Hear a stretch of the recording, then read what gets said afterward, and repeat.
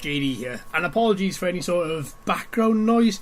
I've got my 3D printer just printing out there, and I thought we would have finished by now, but unfortunately it hasn't. So I got to carry on and make these anyway. So that's what that noise is, if you can hear it. If you can't, great.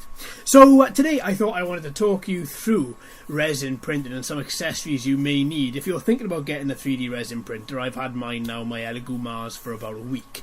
And there were a few surprises in it for me when I got it, and actually turned out I needed to get quite a few accessories so that when I had finished printing, I could then go from the printing stage to the washing stage to the drying stage, then to the curing stage, and have all that done and dusted within an hour or so, depending on print, size, everything else. So today I wanted to just talk you through the things that I bought along with this printer, just so that if you're thinking about getting the same or getting a resin printer, then you have a full list of things that you might need. Obviously I implore you to look at other people's videos as well, but at the same time this is just the things that I have used, and I will talk you through why I'm using these in a couple of minutes. Alright, what I'm going to do is twist this camera around and then let's have a chat about these things. Okay, so I haven't just swapped the camera around. My camera battery actually died, so now I've gone for the head cam instead. This may actually show me a little bit more of what I'm wanting to show you. So the first thing you're going to need, before you do anything, before you even decided what you're going to print, is you're going to need some good gloves. Now these are nitrile gloves. You need to have them powder free, and you need to have them thick enough to withstand the isopropyl alcohol and the resin.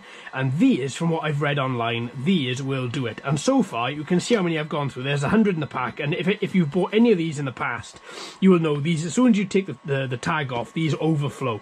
So these are always packed really nice and tight, and I've used an absolute load of them. It's good to know, before you handle anything, you have them on. I'm going to handle this before, I'm going to put this on before I handle the isopropyl alcohol, because I've been touching that and everything else, and with gloves on that have probably had resin on, etc, etc. So these are good to have. You're going to need them. You really seriously are going to need them, and you're going to need to have a place to dispose of them as well. So what I do is I have a spare carrier bag up here, and I twist tie the carrier bag after every single time I've touched any resin or anything at all. I tie the bag off and put it straight out in the bin, quite simply because I don't want this to be lying around in any bin or anything like that in the house. Another thing you're going to need, so you've printed now, you've got your first print, you're going to need some isopropyl alcohol, and this is to wash your resin print, because when you have the resin, you leave it up like that and just to drip for about 5 or 10 minutes. After that, you need to get off a layer of resin from the top, because don't forget, your print is being dunked directly into the vat of resin there. So you are, every time it comes up, it is going to be dripping full of resin, and there is a layer which seals the model or whatever you're printing, and you need to get that layer off. So what I do, I've devised a little, because I haven't got a lot of room here, as you can see, I've devised myself a little plan, and this plan is such.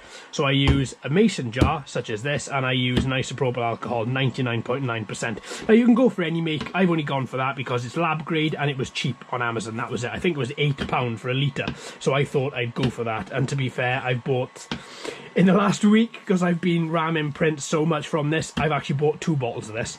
Now what I do is, if I show you this, I have got a mason jar here already with isopropyl alcohol in. Now there is no fumes that comes out of this. You can see there is a nice sort of layer inside there to stop anything coming out, and obviously it shuts down really nice and thick. Another way you can see that is because the line I drew a week ago when I did this is still at exactly the same level, so nothing has evaporated, plus there's no heavy smells in here. And I will replace that when it gets too cloudy and when it gets too bad. Now I can still see through it for the second, so I'm not going to be replacing that anytime soon. So let's put that away. Everything that I use for my resin printing, by the way, I don't know how well you can see this, but it's all inside of this drawer down here. My resin, which is still in the bags it came in, isopropyl alcohol, and my mason jars as well are all in the bottom drawer. Now, so that's what you need. That's what I do. So whenever I print something off, have I got something I've printed? Yes, I have. I've got my skull that I printed. It's a Terminator T-Rex skull, not my own design, but I've always been fascinated by this. So I printed it in grey, and I've just given it one layer of undercoat. And when that came out, literally, I dunked it inside there, swished it around, left it inside there for 5 to 10 minutes, and then took it out, and then just, you know, just washed it then, and then just ensured that it was okay, then cured it in my little curing box.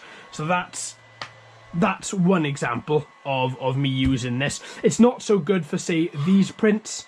This is Harry Potter's Hogwarts Castle, miniaturized, massively miniaturized, and it is, as you can see, it's still got a little, you know, little way to go before I can get all that nice and painted, but that won't fit, so I've got myself a second box here, which I then dunk that into. Again, the plastic box is thick enough to withhold the isopropyl alcohol and not eat through it, so I haven't got to worry about anything there. So that's two things you're going to need. Three things. Gloves, isopropyl alcohol, and somewhere to put your isopropyl alcohol to make sure that your resin prints that you've got are going to wash properly.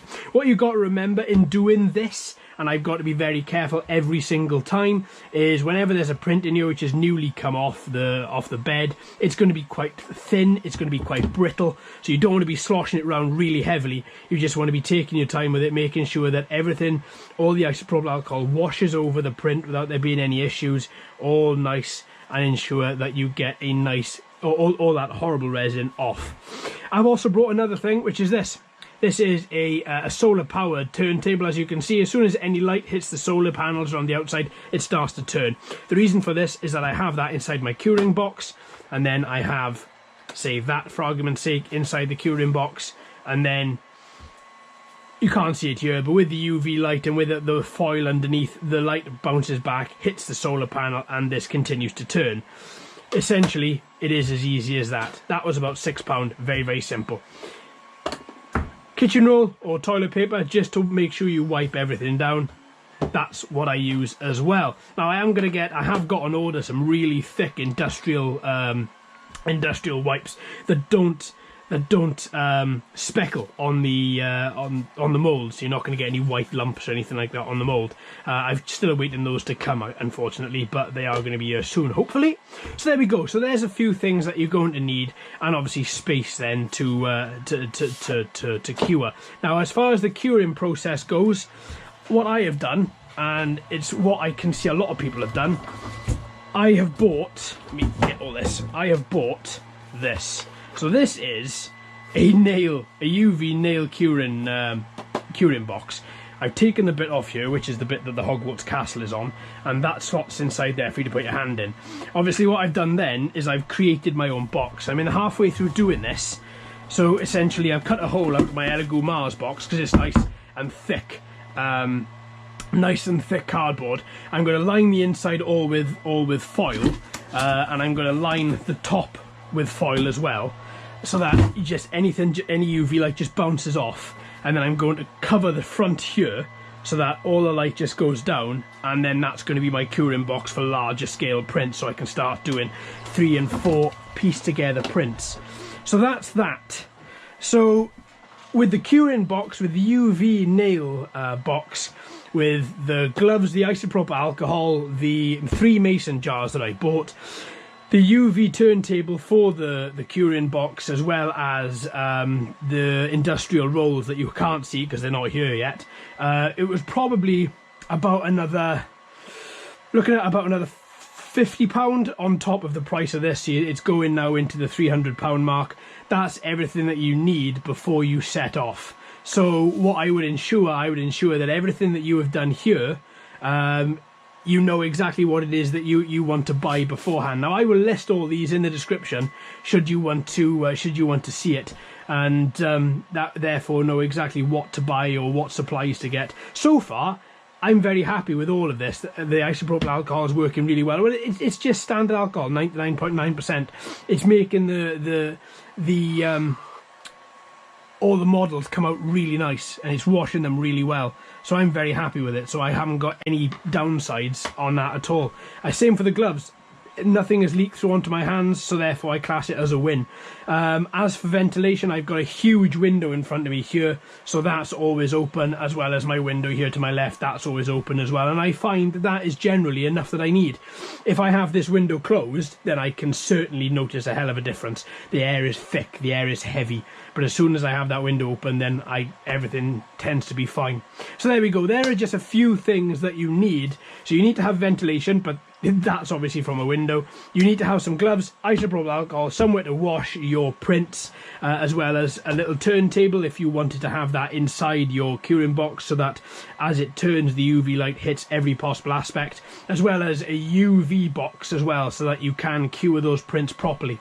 Alright my friends, well I'm going to leave that there. Let us know how you're getting on with your 3D resin prints. Thanks ever so much for watching and listening. I've been JD, you've been fantastic as always. If you haven't already, please like and subscribe and ring that bell too.